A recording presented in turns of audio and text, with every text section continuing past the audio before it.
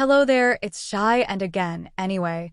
This book is gonna be different from my other stories, but if you prefer to read it, the link for it will be in the description below. The Cloudy Ice Storm by Cheyenne Ada 14. Bleach crossover with Final Fantasy VII. Everything had been turned on its head.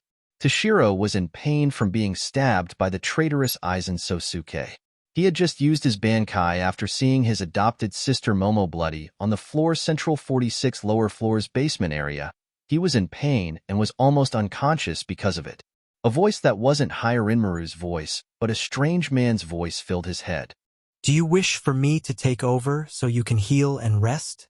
I will punish Aizen for his crimes as you're resting. My ice incarnation.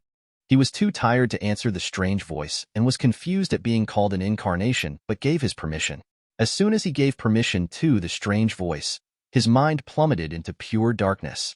Toshiro's hair started turning pure blonde, which went unnoticed by the two traitors as they made their way out of the door to the room.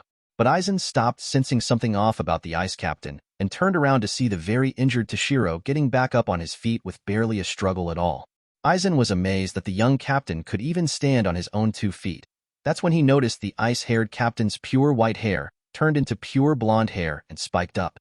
When the other turned around to face Aizen, and as soon as the other's eyes were upon him, a shiver of fear, which he hadn't felt for eons, ran up his spine. The other's eyes weren't teal but a pure sky blue with a bit of green. But that glare the other gave him was something he didn't really like at all. So you're the Aizen that my incarnation thought was his friend. Such a pity you're nothing but scum. The voice that left the other's mouth was a smooth and unnerving relaxed tone, which was very off-putting. For hurting my incarnation, I will seek justice upon you. Before Aizen could ask the ice captain what he was talking about, the ice captain was behind him within a second that he knew wasn't Ch1. It was even too fast for that it was unnatural. And sudden pain that he has never felt before exploded from his chest, as he just had been slashed into, making him stumble backwards. Feeling pain like this was new to him. He felt the burn and sting that came with the pain. The ice captain was too inexperienced to even touch him, so how did he? You're not Captain Hitsugaya. The words spilled from his lips as he spoke. He managed to stay on his 2 feet, but was struggling, but he refused to show this person using the ice captain's body any weakness. Who are you? That is for me to keep and you to stay out of. Because my past isn't meant to be digged through. The person stated before the person turned to Jin, and unlike what the person did to Aizen, the person just slapped Jin hard, leaving a bright red hand mark on his face. I deserve that. Jin said in a whiny tone as the person rolled their eyes and picked up Momo Hinamori, ignoring the bleeding Aizen and ignored Jin's existence to take his host and the girl to get healed up in the Squad 4 barracks. Going through his host memories, he knows where it was. He slashed Aizen's legs next, making sure the man suffered more as payment for hurting his host before leaving the pair alone, knowing that was enough for now. First, he needed his host, Toshiro, and Momo to get healed up. His host would heal up in a few days, but Momo's wounds were both mentally and psychically, which would take months to years to heal up. When he got there, he was immediately questioned by the 4th Squad Captain Unohana for who he was, what he was doing there, and why he was carrying Momo.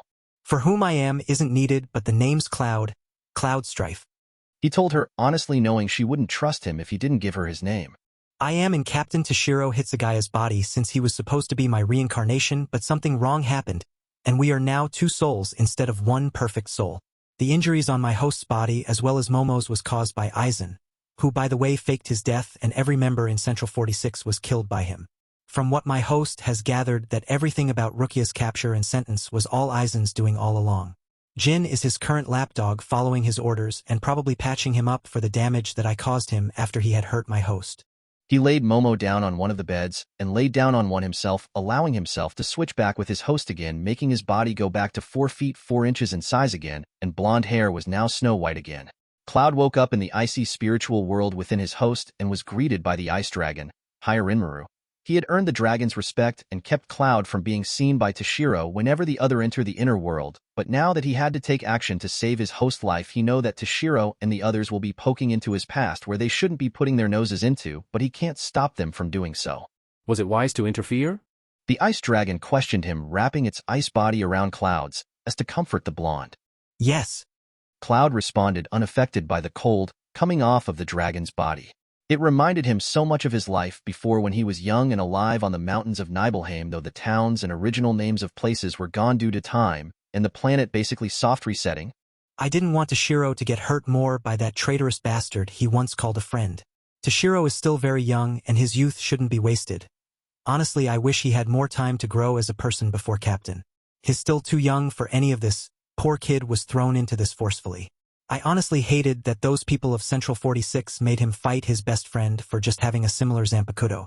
It was cruel and shouldn't have been brought to that at all. If two people had the same Zanpakuto, that should grant more firepower to those dumb idiots. I'm glad they're dead, to be honest. Rules can probably be changed now that they're gone. The dragon let out a snort of laughter. Were they any different from Shinra? They are at least better than Shinra. Cloud admitted reluctantly. But they are still as bad, with all things said. At least they're not trying to dry up the planet's life stream for Mako to create super soldiers. But now that they know of your existence, what do you plan to do now? The dragon asked while cuddling Cloud closer to its ice body. Dilly-dally, shilly-shelly. He responded, getting comfortable next to the ice dragon. When they start asking questions, then I will answer them only if Toshiro allows it willingly. With that, Cloud closed his eyes, allowing rest to befall him, if only for a short time. Toshiro woke up in a bit of pain, and he felt like his body had been stretched out, and he was very uncomfortable within his own body, which was weird for him. He was in a room in Squad 4 barracks, and to his amazement and shock, he was strapped down to the bed. He had no idea why Captain Unohana would do something like this to him. He looked around the room, and everything else was normal besides him being strapped down to the bed. Lucky for him, his Lieutenant Ranjaku Matsumoto entered the room quietly. I'm Matsumoto. He spoke in a strained voice that he also felt something was wrong with his voice, but he couldn't put his finger on it as to why he felt like this. Why am I strapped in a bed? Well. She looked nervous as she spoke. She was being very cautious, which was unusual for her. Are you Toshiro? Her calling him by his first name angered him. That's Captain Hitsugai to you.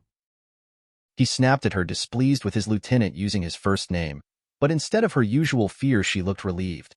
Are you going to tell me why I am strapped down to the bed? He demanded as she began to free him. Sorry about this, Captain, but Captain Unohana wanted to make sure it was actually you and not him. He raised an eyebrow, confused as she said the last word as she finished releasing him from his bindings. Him? He asked, clearly confused, but what she was talking about. I think Captain Unohana should explain it to you, since I don't know much myself, Captain. She responded with a smile, before she explained about the other things she knew about. He was relieved to hear Rukia didn't get killed unneedlessly, but he was upset that Aizen along with Jin and Tozen got away, but was pleased to hear Aizen had wounds on his chest and legs before the trio escaped. A nervous voice came from the door, and both he and Ranjaku turned to face the lowest seat of Squad 4, speaking from the door. The head captain wants to see you both in his meeting room. All right. Toshiro nodded, ignoring the pain in his shoulder as he got up. Ranjaku soon got up after him, and the pair headed off to the meeting room of the head captain. That's it for this chapter, and I am not changing the voices again, because this was pain to do in general to do, though I am going to which voice next time for whose point of view the characters are in, to not confuse you guys at all. Anyway, this is on AO3 only, and I deleted my Wattpad account, so this story doesn't have a cover, but for the art of the video is just random art I've done through the years. Anyway, see you all soon. P.S. I originally was going to make this YouTube-only story,